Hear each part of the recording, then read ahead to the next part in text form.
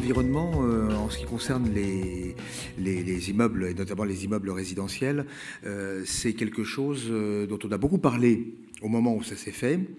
Et puis, on en a beaucoup parlé aussi au moment où il y avait un projet d'écotaxe. Et depuis, on est un petit peu... Alors, il y a eu la loi Grenelle 2 qui a été votée, mais je dirais, on n'a pas forcément perçu toute l'importance de ce qui avait été voté. Et puis, depuis, on est un petit peu en apesanteur parce que les décrets d'application sont encore en train de sortir petit à petit. Et donc, les conséquences, je dirais, tangibles dans les immeubles pour les propriétaires d'immeubles et surtout dans les copropriétés ne se sont pas encore manifestées. Donc, je dirais, on sait qu'il va y avoir des choses à faire, on sait qu'il va y avoir quelques obligations, mais pour le moment, c'est quelque chose qui est assez théorique.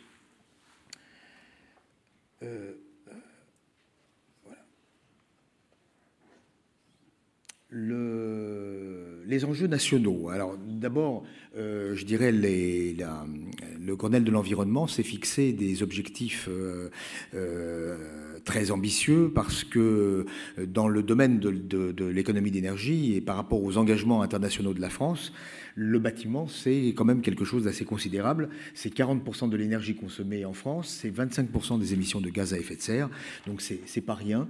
Et il y a en plus des marges de progrès assez considérables puisqu'on a un parc immobilier qui est quand même assez largement énergivore.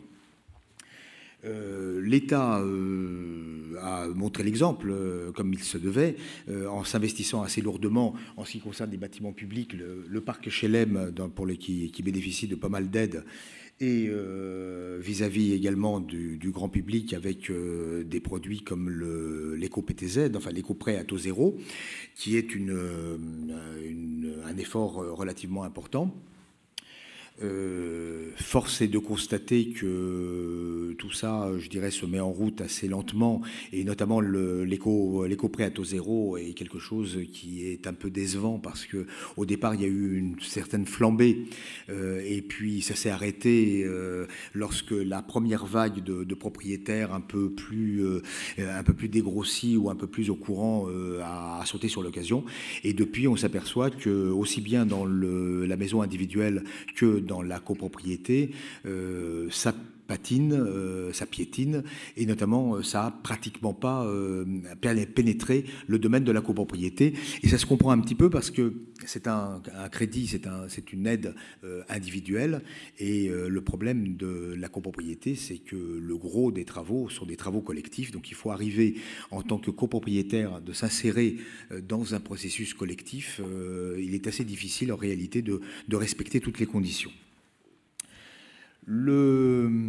L'État s'est également investi dans le plan bâtiment, en mettant en œuvre, derrière le Grenelle et un peu dans l'esprit du Grenelle, qui consiste à mettre tout le monde un petit peu autour de la table, le plan bâtiment, qui a réuni un nombre assez considérable d'intervenants et organisés dans un certain nombre de groupes de travail. Excusez-moi, j'ai un petit peu de mal à faire dérouler... Je ne sais pas, il faut que je dirige... Ah oui, il faut peut-être que je dirige là-bas. Voilà. Voilà. Alors, le plan bâtiment Grenelle a déroulé en fait plusieurs groupes de travail, plusieurs sections, dont une section pour les bâtiments tertiaires, une section pour le logement social et une section pour le logement privé, avec notamment, en ce qui concerne la copropriété, un chantier copropriété qui a réuni l'essentiel des acteurs susceptibles d'intervenir. Alors, la copropriété est un domaine qui intéresse énormément les pouvoirs publics, bien qu'ils ne sachent pas toujours très bien comment ça marche et comment intervenir dedans. C'est quand même 8 millions, et même peut-être 8 millions et demi de logements, un parc vieillissant avec quand même un sacré paquet de passoires thermiques, notamment toute cette construction des années 60 à 75 d'ensembles relativement importants, situés soit dans Paris, soit en périphérie immédiate, et construites selon des normes qui n'existaient pas encore, qui n'étaient pas encore très sévères. et qui sont aujourd'hui très, très énergivores. Et donc les pouvoirs publics sont particulièrement attentifs à ce secteur parce que évidemment c'est un secteur où il est assez difficile de provoquer provoquer le passage à l'acte parce que les processus de décision sont extrêmement complexes. On dit souvent que les copropriétés sont un environnement où il n'y a pas véritable maîtrise d'ouvrage. On peut avoir de la maîtrise d'œuvre, mais il n'y a pas de maître d'ouvrage. Qui est le maître d'ouvrage? Est-ce que ce sont les copropriétaires? Est-ce que c'est le conseil syndical? Est-ce que le syndic peut être un maître d'ouvrage moteur dans ce domaine-là? Il s'avère que c'est assez compliqué. Les enjeux pour les copropriétaires sont pourtant assez élevés. Bon, on a devant nous une quasi-certitude de forte hausse du coût de l'énergie. Une des raisons pour lesquelles aujourd'hui on est un peu en apesanteur, c'est que, en fin de compte, l'énergie n'est pas encore très chère. Mais il ne faut pas se faire d'illusions. Je veux dire, qu'il y ait une écotaxe ou pas, après une alternance politique, on aura de toute façon une augmentation du prix des énergies. Elle est inévitable et elle sera probablement assez forte. Donc il faut aujourd'hui, je dirais, sensibiliser. La sensibilité des copropriétaires à la consommation énergétique commence à grandir. Bon, il est vrai que le DPE, l'affichage du DPE dans les annonces immobilières, c'est quelque chose qui a évidemment un petit peu conduit les gens à se dire, tiens, finalement, c'est peut-être un élément auquel il faudrait que je fasse attention. On ne peut pas encore, et je crois que les agents immobiliers qui sont dans la salle le diront, et surtout dans des secteurs comme par ici, dire qu'on peut mesurer l'effet DPE sur le prix du mètre carré. Mais il est certain que progressivement, cette sensibilité va augmenter, de même d'ailleurs que la sensibilité des locataires, parce que les locataires sont ceux qui payent quasiment l'intégralité de la facture. Et donc, il peut y avoir un effet sur les prix ou sur les loyers à terme. En tout cas, peut-être pas tout de suite, parce qu'on n'a pas tellement le choix. On a le choix qu'entre le neuf et l'ancien, mais on aura progressivement le choix entre une proportion croissante d'anciens rénovés ou de bonne qualité, de bonne performance énergétique, et de l'ancien qui sera énergivore. Bon, et on peut aussi imaginer que la pression réglementaire peut augmenter. Donc voilà, il y a pas mal de raisons pour lesquelles les copropriétaires devraient ne pas rester trop passifs, si vous voulez. Bon, les objectifs, c'est facteur 2 en 2020 et facteur 4 en 2050. Facteur 2, c'est réduire la consommation énergétique des immeubles de moitié par rapport à la consommation moyenne d'aujourd'hui. Facteur 4, c'est la réduire de 75%, ce qui, dans l'ancien, est presque une limite physique. Les moyens, eh bien, il y a eu toute une mobilisation. Les groupes de travail qui ont travaillé dans ce domaine-là, dans le Grenelle et dans le plan bâtiment Grenelle, présidé par Philippe Pelletier, qui était l'ancien président de l'ANA. Donc, en fait, l'État a quand même été chercher une grande pointure et quelqu'un qui avait un très grand entre-gens dans les milieux immobiliers. Il y a eu 2 lois, quand même. Bon, une première loi qui fixait les objectifs, une deuxième loi qui a pris un certain nombre de moyens. Il y a pas mal de mesures incitatives. Il y a aussi des mesures, je dirais, de coercition, enfin des mesures obligatoires. Enfin, il n'y a pas beaucoup de sanctions pour le moment. Hein. Bon, on dit qu'il faut faire un audit dans les 5 ans. On n'a jamais dit qu'est-ce qui se passerait si on ne le fait pas dans les 5 ans, mais tout de même, ça crée une certaine pression. Et puis, il y a des financements qui sont déjà en place, et puis peut-être des financements qui vont être améliorés. On parle notamment de créer un éco-PTZ, un éco-prêt à taux zéro collectif pour les immeubles, pour remédier justement au caractère très peu attractif de l'éco-PTZ actuel. Alors, on a quand même pas mal de choses qui ont été décidées. Le DPE obligatoire dans les annonces, ça je ne vous fais pas un dessin. Le DPE collectif ou un audit, là le groupe de travail, le chantier copropriété du plan bâtiment Grenelle a réussi à influer sur le texte de la loi Grenelle 2 et arriver à arracher le fait qu'au-dessus de 50 lots, on parle d'audit et non pas de simple diagnostic de performance énergétique.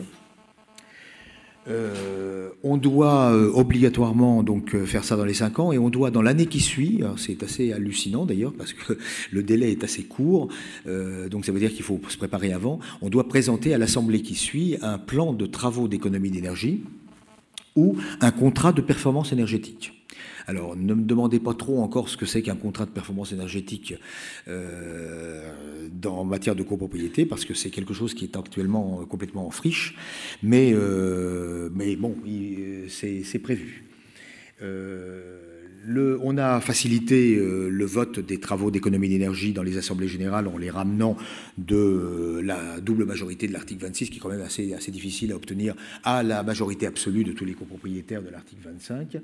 Et on a également créé une nouvelle catégorie de parties privatives. On a créé la notion de partie privative d'intérêt collectif, qui permet aujourd'hui à une assemblée générale de voter collectivement des travaux sur les parties privatives à financer par les copropriétaires individuellement, mais de manière quasi obligatoire, sauf s'ils sont capables de justifier qu'ils ont fait des travaux équivalents au cours des 10 dernières années.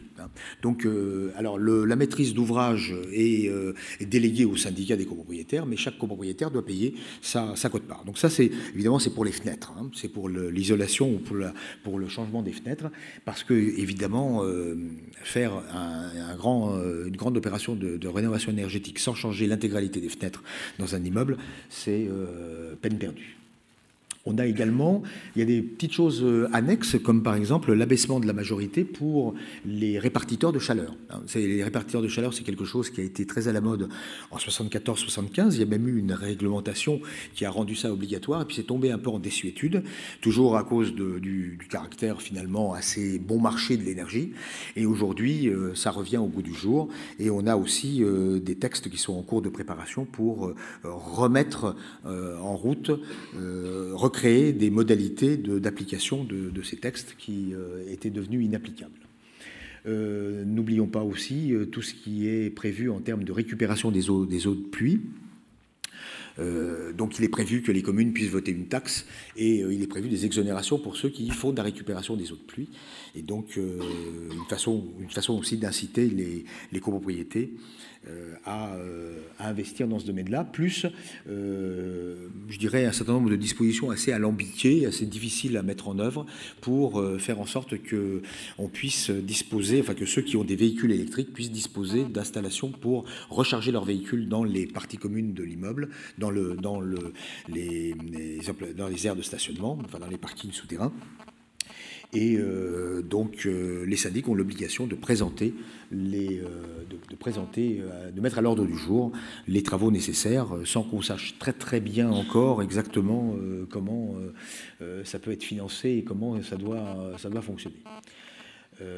Le plan bâtiment Grenelle a comporté 4 secteurs, comme je l'ai dit tout à l'heure. Enfin, ça a réuni, je dirais, des centaines et des centaines d'experts et de gens qualifiés. Le chantier copropriété comportait 40 participants, 2 copilotes, des sous-groupes thématiques.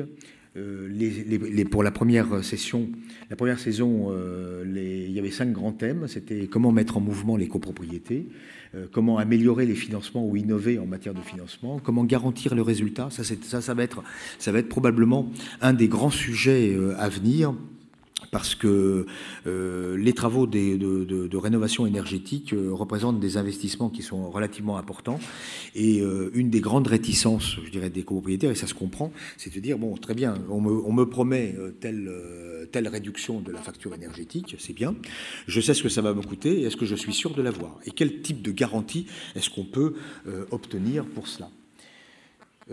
faciliter le vote des travaux, donc ça c'est assez largement fait. Puis il était même prévu d'engager quelques recherches, mais ça c'est quelque chose qui s'est perdu un petit peu dans les sables. Ceci dit, il y a eu une association Planète Copropriété qui a été créée, dont j'ai le plaisir d'être membre, et qui fait du travail de réflexion. Alors c'est un peu un think tank, hein, on peut considérer ça un peu comme ça, qui réfléchit et qui aide à définir des projets. Et il y a eu un colloque européen qui était organisé en juillet 2010 et qui a réuni pas mal de monde. Donc tout ça dans le sens d'une meilleure sensibilisation. Alors, la saison 2 du Santé Copropriété, ça a un petit peu tombé, donc ça a été relancé. Bon, c'est aussi formuler les avis sur tous les projets de décret, et là, il y a eu un énorme travail. Donc, l'audit pour les copropriétés de plus de 50 lots, le DPE collectif, le plan de travaux, les contrats de performance énergétique et les répartiteurs de chaleur. Et là-dessus, il y a tout un ensemble de textes qui sont en préparation et qui sont encore... Bon, et puis faire des propositions également sur les financements. Et c'est pratiquement du travail de ce groupe que va naître le projet qui va bientôt sortir de version collective de l'éco-prêt à taux zéro. Alors pour ça d'ailleurs, il a fallu définir un cadre légal pour les prêts aux copropriétés, parce que curieusement, on fait des prêts aux copropriétés pour les travaux depuis des lustres, et ça se faisait en dehors de tout cadre légal. Donc on a défini pour cela un cadre légal permettant de définir qu'est-ce que c'est qu'un prêt fait aux copropriétés. Les textes parus très rapidement, c'est la RT 2012. On a un décret qui est paru pour l'urbanisme permettant de faire en sorte qu'on ne puisse plus refuser un projet, un permis de construire au motif qu'il utilise des matériaux qui seraient considérés comme non esthétiques. Les eaux de pluie, c'est sorti. La recharge des véhicules électriques dans les immeubles collectifs, c'est également sorti. Les autres groupes de travail, il y a eu une mission sur le contrat de performance énergétique dont le résultat a été de dire que c'est très très compliqué. C'est très très compliqué de faire des contrats de performance énergétique. Alors, le contrat de performance énergétique, ça existe depuis longtemps, mais quand c'est fait par un exploitant de chauffage uniquement en fonction d'une rénovation de chaufferie ou de quelque chose comme ça, mais quand il s'agit en fait de faire un contrat de performance énergétique sur une opération de rénovation qui intègre le bâti, qui intègre la façade, la toiture, les fenêtres, etc., et peut-être même des isolations par l'intérieur, là, ça devient très très compliqué, et la nature des engagements qui peuvent être pris, la sécurité pour les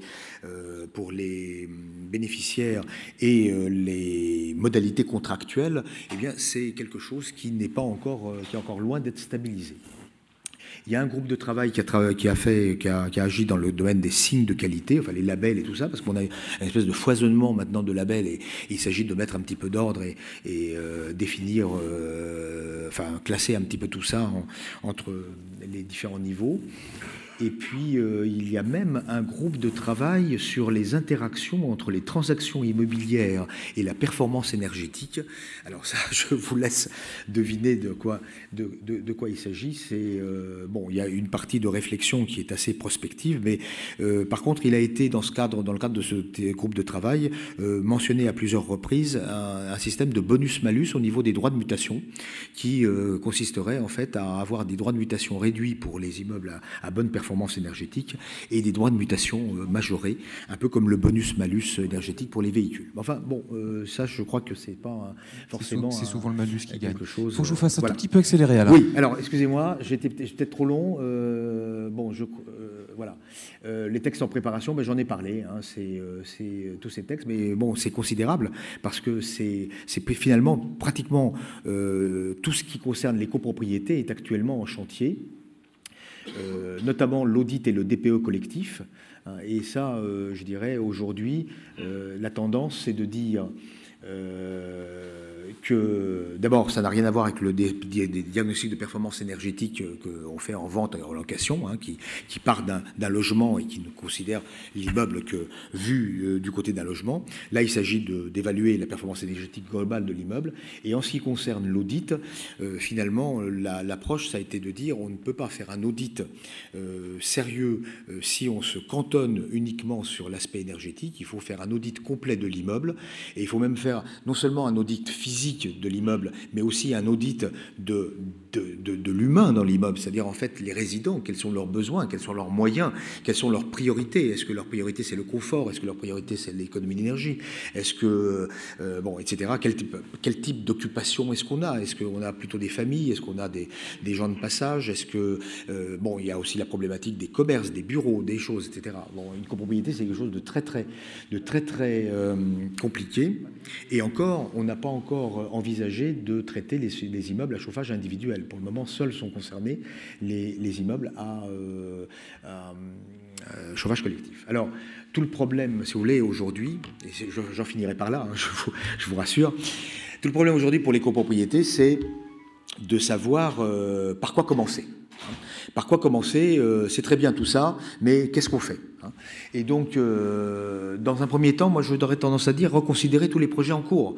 Il est complètement aventureux aujourd'hui de partir dans un ravalement sans se poser la question de la performance énergétique. Il ne s'agit pas seulement de refaire sa façade, mais il faut voir si qu'est-ce qu'on peut en faire du point de vue de la performance énergétique. Il y a l'isolation des terrasses, il y a tous ceux qui partent dans des travaux de rénovation de leur outil énergétique, de leur outil de production, doivent aussi se dire est-ce que je dois partir avec un certain dimensionnement de mon outil, qui est le dimensionnement actuel pour un immeuble qui n'est que assez moyennement isolé, ou est-ce que je dois d'abord travailler sur l'isolation et donc la réduction du besoin, et donc redimensionner mon outil en fonction du besoin réduit. C'est un peu idiot de se mettre en route un outil de production qui va être utilisé après qu'à 60% parce qu'on a réduit le besoin énergétique de 40%. Donc, bon, 40% c'est peut-être un peu beaucoup, hein, c'est peut-être un peu extrême, mais bon. Là, tout le problème, c'est sensibiliser les copropriétaires, parce qu'en général, quand dans une assemblée de copropriétaires, on aborde le sujet la première fois, les regards qui sont échangés entre les copropriétaires sont assez perplexes. Et bon, c'est bien gentil tout ça, mais bon, et notre ravalement, là, quand est-ce qu'il va se faire? Il faut peut-être avoir recours dès le départ à un accompagnement externe. Alors, c'est pas pour dire que les syndics ne sont pas capables de mener une opération de rénovation énergétique, mais d'abord, attention, c'est quand même pas tout à fait leur métier. Ils n'ont pas forcément toujours été formés pour ça. C'est pas forcément facile de les former et de former tous les gestionnaires pour ça.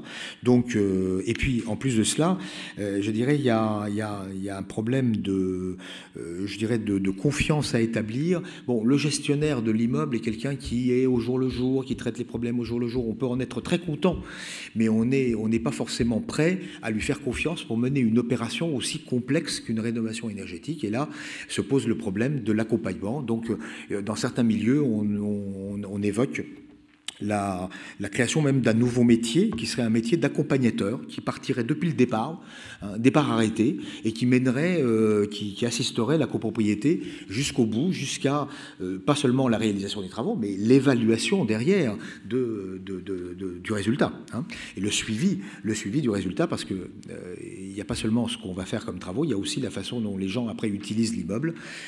Je ne vous fais pas un dessin sur les interactions entre l'isolation et la ventilation. C'est extrêmement complexe. Il faut aussi faire attention à ne pas aggraver des pathologies dans l'immeuble. Enfin, c'est assez complexe. Donc, bon. Alors, peut-être que le meilleur moyen au départ, c'est de réaliser en interne un espèce de pré-diagnostic. Et là, on a toute une méthodologie qui a été mise au point.